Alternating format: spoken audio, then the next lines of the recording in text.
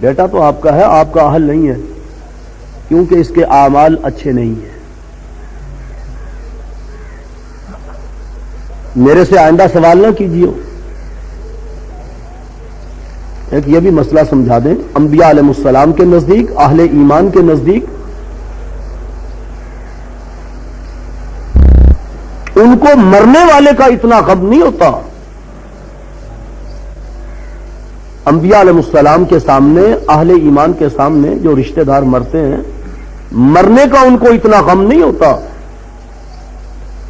ان کو غم ہوتا ہے کہ یہ مرنے کے بعد پہنچا کہاں ہے، کیونکہ انبیاء علیہ السلام کو اور اہل ایمان کو پتا ہے کہ مر جانا ہے ایک دن، موت سے تو بچ کوئی نہیں سکتا۔ دیکھنا ہے کہ مرنے کے بعد کہاں گیا۔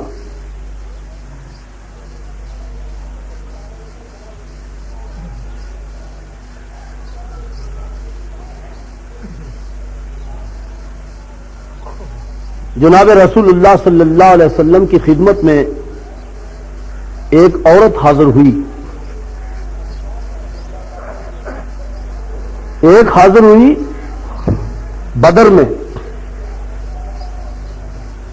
بدر میں بھی چند مسلمان شہید ہوئے تھے۔ ایک نوجوان لڑکا ایک مشرک کے تیر سے شہید ہو گیا۔ وہ ایک عورت، اس کی والدہ نبی علیہ الصلوۃ والسلام کی خدمت میں حاضر ہوئی، کہنے لگی یا رسول اللہ صلی اللہ علیہ وسلم، معلوم ہوا کہ میرے بیٹے کے تیر لگا ہے اور وہ شہید ہو گیا ہے، مجھے فرمائیے وہ کہاں ہے؟ اگر تو وہ جہنم میں پہنچا ہے تو میں غم کروں، اگر وہ جنت میں پہنچا ہے تو پھر میں کوئی غم نہ کروں۔ نبی علیہ الصلوۃ والسلام نے فرمایا کہ اللہ تعالیٰ نے 8 بہشت پیدا کیے ہیں، اور 8 میں جو سب سے اعلیٰ بہشت ہے نا، فردوس، تیرا بیٹا وہاں پہنچا ہے۔ اور وہ خوش ہو گئی۔ موت کا اتنا صدمہ نہیں ہوتا اہل ایمان کو، غم یہ ہوتا ہے کہ مرنے کے بعد کہاں پہنچا یہ۔ نوح علیہ السلام نے دیکھا کہ جس طرح اور ساری قوم غرق ہو گئی، مر گئی، بیٹا بھی غرق ہو گیا، نہ بھی غرق ہوتا مر تو پھر بھی جانا تھا، اور مر ہم نے بھی جانا ہے۔ فکر اس بات کا دامنگیر ہوا کہ مرنے کے بعد بیٹا کہاں پہنچا۔ درخواست پیش کر دی اللہ کے حضور میں، ان ابنی من اہلی، پروردگار میرا بیٹا میرے اہل سے۔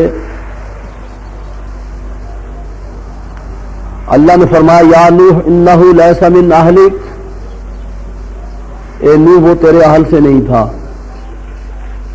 انہ عمل غیر صالح، اس لیے کہ اس کے اعمال اچھے نہیں۔ ذرا اندازہ لگائیے کہ کتنا برا ہوگا نوح علیہ السلام کا بیٹا، کتنا برا ہوگا۔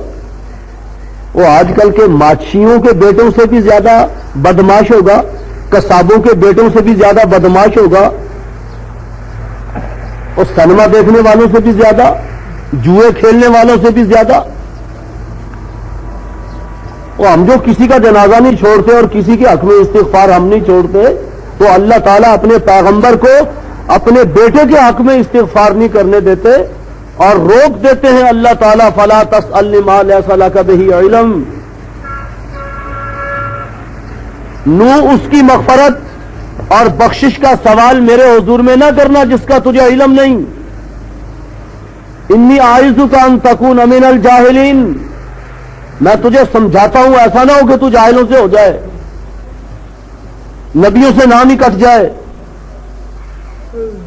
اب ہم اس لیے آپ کو کچھ نہیں کہتے کہ وحی کے آنے سے پہلے اور حکم امتناعی سے پہلے آپ نے سوال کر دیا ان ابنی من اہلی، آئندہ سوال نہ کرنا۔ اللہ کے حضور میں معافی مانگ کر چھوٹے، رب انی اعوذ بک ان اسألک ما لیس لی بہ علم والا تغفر لی وترحمنی اکن من الخاسرین۔ اللہ میں تیری ہی پناہ میں آیا کہ آئندہ اگر میں سوال کروں اس شخص کے حق میں جس کا مجھے علم نہیں ہے، اور جو میں کر بیٹھا ہوں اگر اسی کو آپ نے معاف نہ کیا، وَإِلَّا تَغْفِرْ لِي وَتَرْحَمْنِي أَكُن مِّنَ الْخَاسِرِينَ، اگر آپ نے اسی کو معاف نہ کیا اور مجھ پہ رحم نہ کیا تو میں زیاں کاروں سے ہو جاؤں گا۔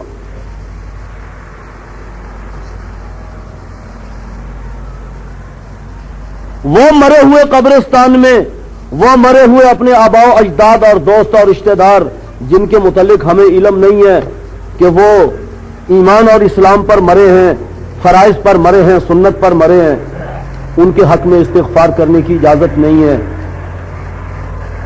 وہ زندہ تازہ جنازے، زندہ لوگ جو اٹھا کر لے آئیں تازہ جنازے، ان کے متعلق ہمیں علم نہ ہو کہ یہ سود کھانے والے ہیں، بدعتی ہیں اور مشرک ہیں اور فرائض کے تارک اور سنت کے تارک ہیں، ان کے حق میں ہمیں اجازت نہیں ہے استغفار کرنے کی، تا وقت ہے کہ ہمیں اچھی طرح سے معلوم نہ ہو جائے۔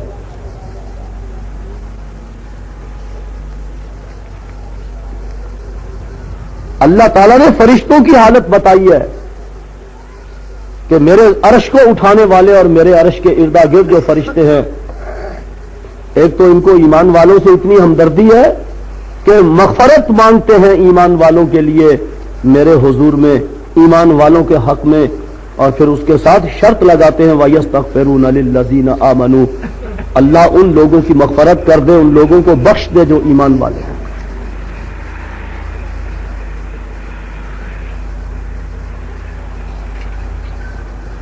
کیا ان کی یہ بات غلط ہے؟ اگر ان کی بات غلط ہوتی کہ تم غلط کہہ رہے ہو، تم صرف ایمان والوں کی نہیں گناہگاروں کی بھی مغفرت مانگو میرے حضور میں۔ ایک اصول کی بات ہے، اللہ کے حضور میں اللہ کے منشا کے خلاف نبی بات کر دے، اللہ تعالیٰ نبی کو بھی روک دیتے ہیں، اور فرشتے بات کر دیں تو فرشتوں کو بھی روک دیتے ہیں، ایمان والوں کا تو مقام بعد میں آتا ہے۔ اللہ کے حضور میں کوئی ایسی بات پیش کر دیں، پیغمبر اللہ تعالیٰ نبی کو روک دیتے ہیں کہ ایسی بات مت کرو، فرشتے بات کر دیں تو فرشتوں کو روک دیتے ہیں کہ ایسی بات مت کرو۔ فی الارض خلیفہ،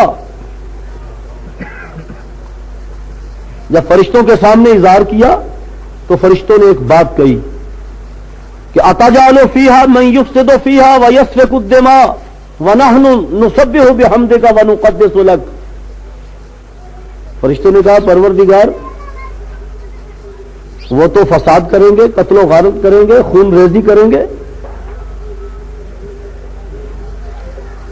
فرشتوں کو کیسے پتا چل گیا؟ آدم علیہ السلام سے پہلے خدا تعالیٰ نے ساری کائنات کو پیدا کیا،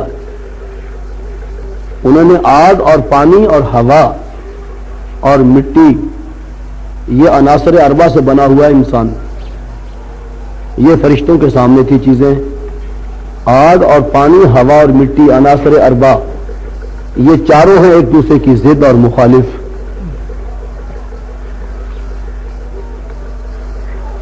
پانی مٹی پر غالب آ جائے تو بہا کر لے جاتا ہے، آگ پانی پر غالب آ جائے، آگ تو پانی کو جذب کر لیتی ہے، پانی غالب آ جائے آگ پر تو آگ کو بجھا دیتا ہے، ہوا غالب آ جائے تو تینوں کو اڑا کر لے جاتی ہے۔ یہ چار ہیں دشمن آپس میں ایک دوسرے کے، اور چاروں مل کر تو کہیں رہ نہیں سکتے۔ چار دشمن جو اکٹھے ہو جائیں پھر تو صلح نہیں نہ ہو سکتی، ایک طرف بادشانی ہو، ایک طرف بھٹو ہو، ایک طرف مجیب الرحمان ہو اور ایک طرف دولتانہ ہو، یہ مل کر تو نہیں نہ بیٹھ سکتے۔ یہ آگ، پانی اور ہوا، مٹی، یہ تو ایک دوسرے کے دشمن ہیں۔ تو فرشتوں نے عناصر اربع کی تخلیق کی بنا پر کہا کہ پروردگار یہ چار چیزوں کا بنایا ہوا انسان، عناصر اربع کا، یہ تو آپس میں قتل و غارت، کشت و خون کریں گے۔ اتجعل فیہا من یفسد فیہا ویسفک الدماء ونحن نسبح بحمدک ونقدس لک۔ ایک بات کہی تو پتہ ہے اللہ نے کیا کہا پھر؟ فرمایا قال انی عالم ما لا تعلمون